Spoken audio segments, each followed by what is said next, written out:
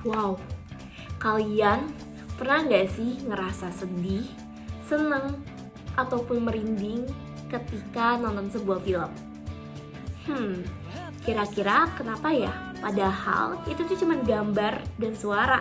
Nah, jawabannya ada di proses editing audio visual. Lalu, jadi apa sih editing audio visual itu?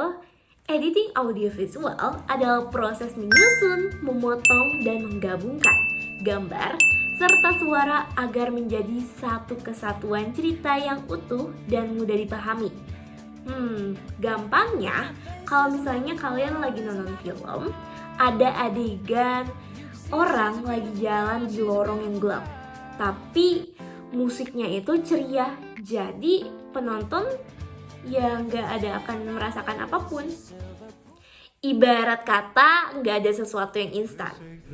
Nah, audiovisual juga punya ceritanya sendiri.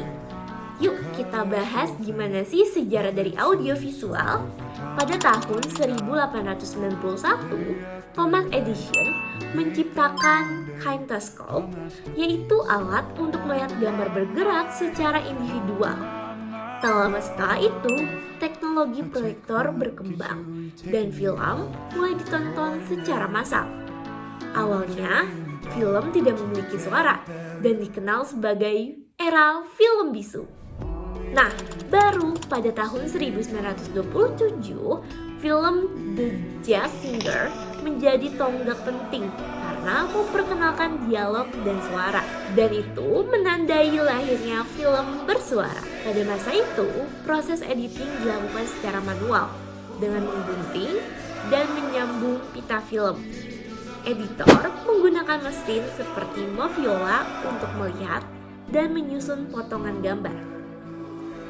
Seiring perkembangan teknologi, editing beralih ke sistem digital atau non-linear editing yang memungkinkan proses penyuntingan menjadi lebih cepat, fleksibel, dan kreatif seperti yang kita gunakan saat ini. Dan pada akhirnya tujuannya agar informasi dapat tersampaikan dengan efektif dan menarik perhatian penonton, serta menciptakan pengalaman visual yang berkesan. Nah, bayangin kalau kamu makan tapi nggak ada rasanya, hambar. Nah, kayak gitu sebuah video tanpa editing.